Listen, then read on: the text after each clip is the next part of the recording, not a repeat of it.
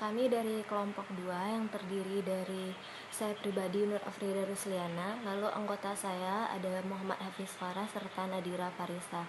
Nah, pada materi pertama ini kami akan menjelaskan tentang pengertian pajak, pengertian hukum, dan ruang lingkup pembahasan penyelesaian sengketa pajak. Nah, materi yang pertama terkait tentang pengertian hukum pajak akan dijelaskan oleh saya. Nah, hukum pajak itu adalah sekumpulan peraturan yang mengatur hak dan kewajiban serta hubungan antara wajib pajak dengan pemerintah atau selaku pemungut pajak. Nah, adapun beberapa pengertian dari hukum pajak tersebut telah dirincikan oleh beberapa para ahli, diantaranya adalah Santoso Brotodiharjo yang mengatakan bahwa hukum pajak itu merupakan hukum publik yang mengatur hubungan orang pribadi atau badan hukum yang memiliki kewajiban untuk menunaikan pajak atau wajib pajak dengan negara. Lalu ada lagi pengertian dari Bohari yang mengatakan bahwa hukum pajak itu merupakan kumpulan peraturan perundang-undangan yang mengatur rakyat serta pihak yang membayar pajak dengan pemerintah selaku pemungut pajak. Nah, pada makalah atau laporan yang telah kami lampirkan ada beberapa pengertian dari para ahli yang telah kami cantumkan.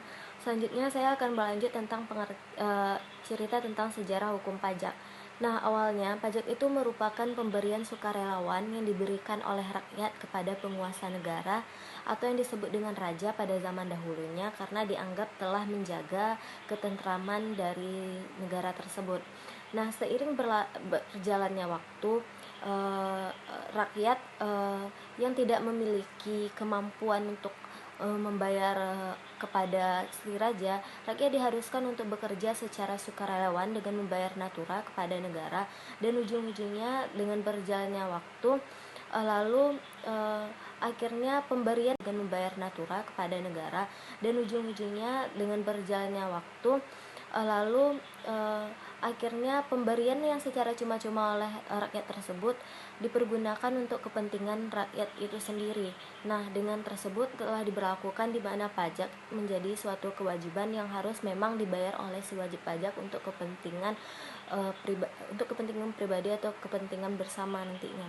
Nah, selanjutnya materi yang akan saya jelaskan adalah tentang peraturan perundang-undangan perpajakan. Yang pertama adalah Undang-Undang Nomor 13 Tahun 1985 tentang Bea Materai. Selanjutnya Undang-Undang Nomor 12 Tahun 1994 tentang Pajak Bumi dan Bangunan. Lalu Undang-Undang Nomor 16 Tahun 2000 tentang Ketentuan Umum dan Tata Cara Perpajakan. Undang-Undang Nomor 17 Tahun 2000 tentang Penghasilan. Undang-Undang Nomor 18 Tahun 2000 tentang Pajak Pertambahan Nilai atas barang dan jasa penjualan atas barang mewah.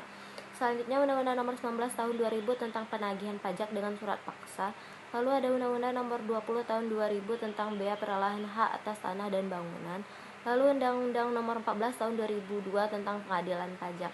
Nah, selanjutnya saya akan menjelaskan tentang fungsi hukum pajak. Nah, sebagaimana yang telah saya jelaskan sebelumnya, pajak memiliki sejumlah fungsi yang didasarkan pada azas-azas yang bertujuan untuk mensejahterakan rakyat itu sendiri.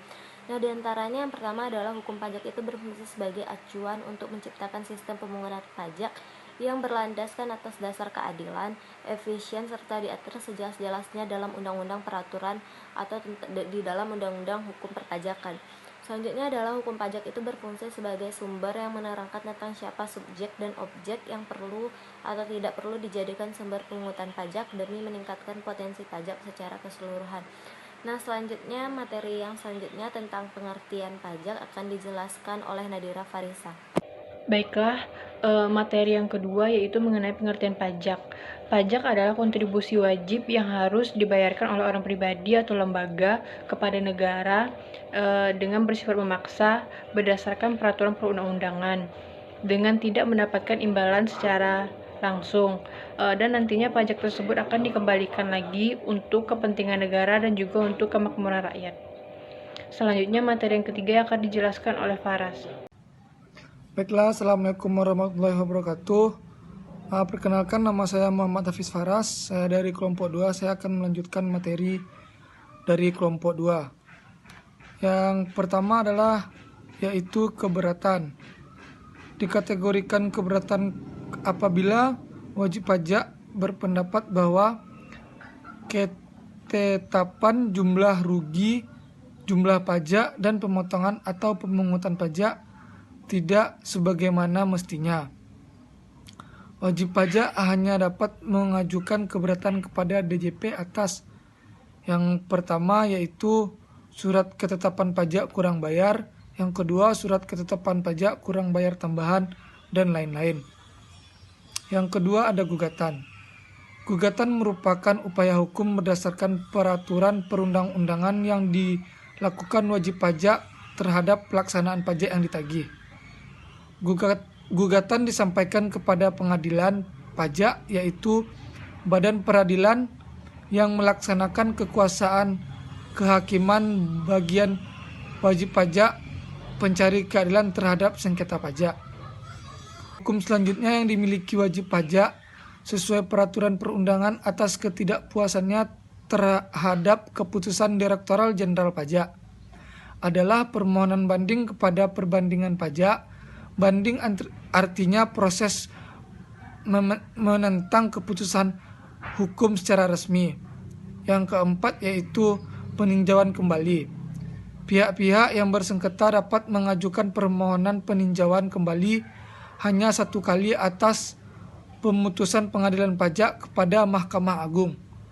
Permohonan peninjauan kembali tidak menangguhkan atau menghentikan pelaksanaan keputusan pengadilan. Mungkin itu saja materi yang dapat saya sampaikan. Assalamualaikum warahmatullahi wabarakatuh.